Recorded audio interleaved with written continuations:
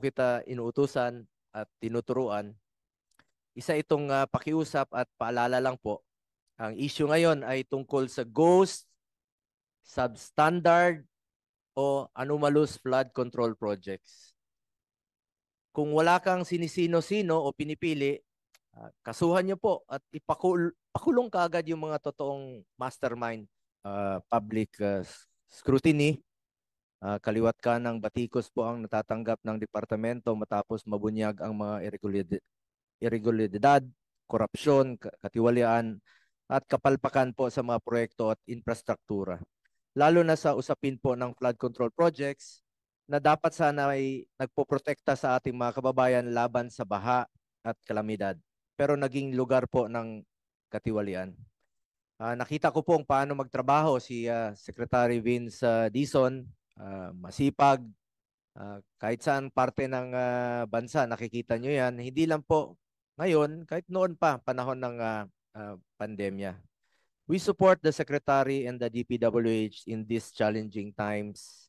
But I am one with the Filipino people. Kasama po ako sa panawagan ng publiko na dapat managot po ang lahat ng sangkot dito sa lahat ng korupsyon na naiulat.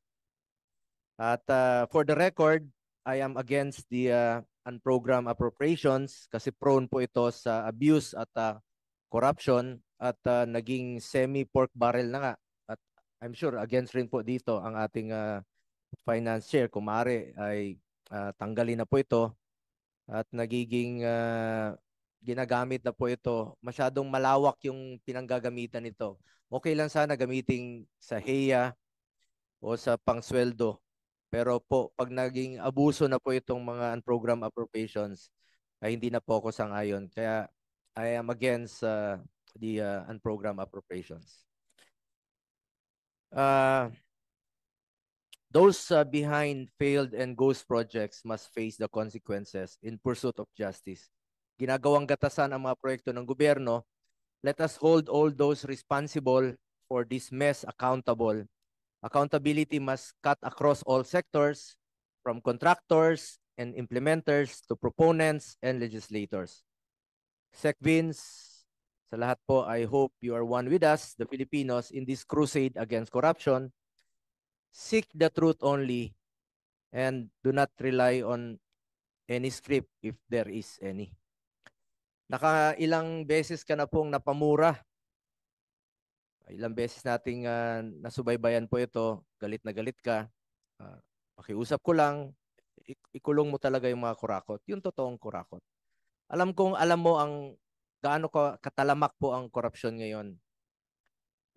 Hindi naman po perpekto yun, no? Yung panahon ni Pangulong Duterte, former President Duterte. Alam kong alam mo na gaano ka talamak yung korupsyon ngayon.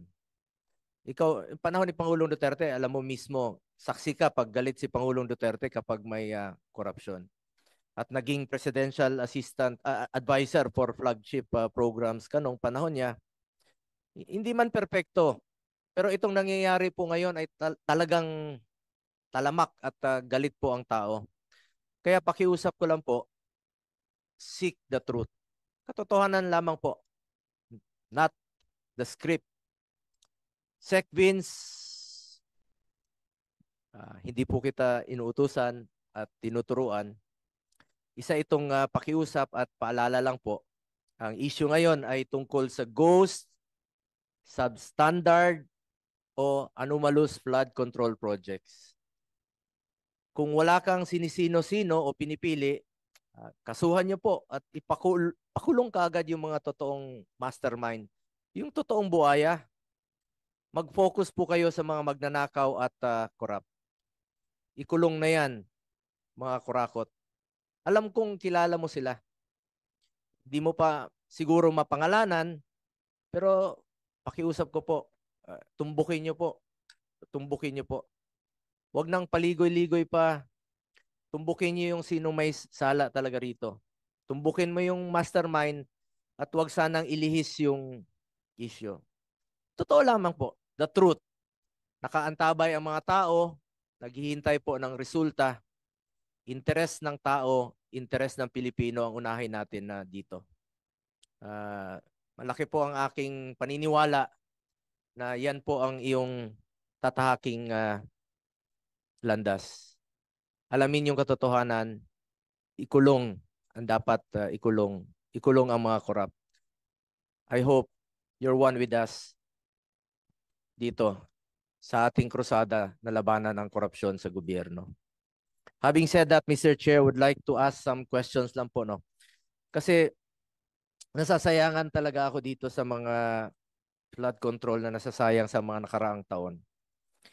At bilang principal author at co-sponsor po ng Republic Act number 12076 o ito pong Ligtas Pinoy Centers Act.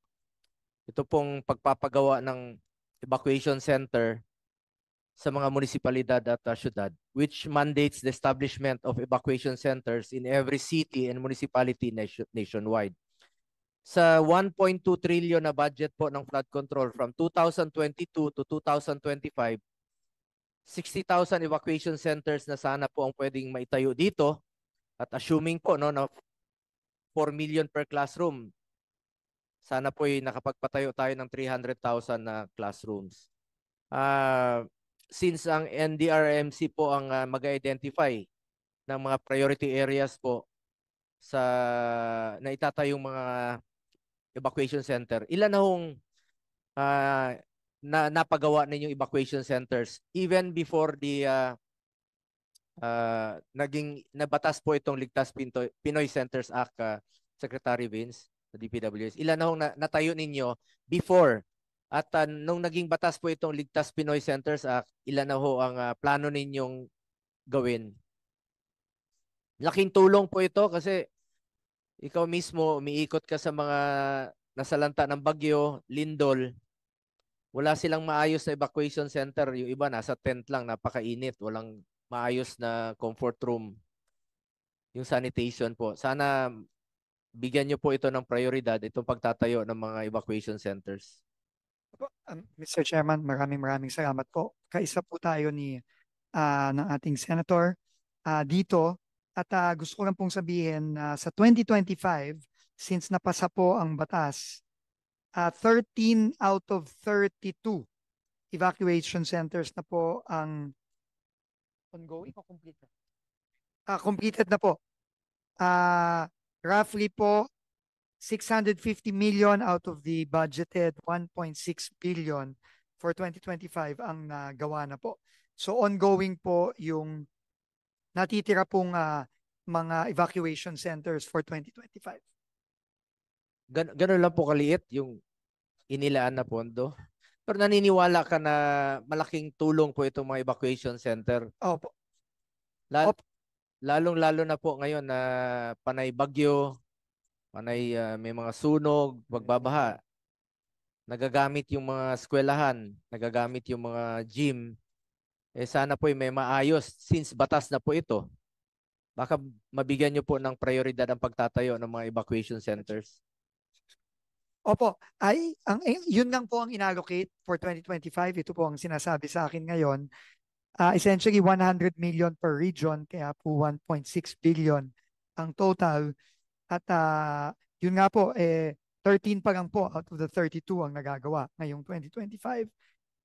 Roughly about 45%. Kaya po kailangan paspasan din po ito. No?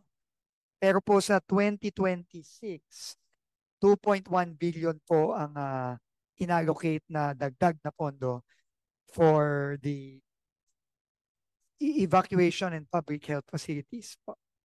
2.18 billion po. Napakaliit po. Hindi nyo ba maaring maging prioridad po ito since batas na po itong Pinoy Centers? Maari naman po, pero kagaya nga po, Mr. Chairman, nung sinabi ko kanina, unfortunately, wala po talaga akong naging contribution dito sa po tayong magagawa doon. Ang gagawin na lang po natin is papaspasan po natin yung natitirang mga evacuation centers na ginagawa po. Thank you po, Mr. Chairman. Sa ating Mr. Chairman, Senator Win, baka pwedeng i-reallocate mo yung ibang pondo. Hindi naman prioridad itong mga flood control. Baka batas na po ito. Pinasa natin ito nung 19th Congress. Principal author ka rin po nitong batas na ito.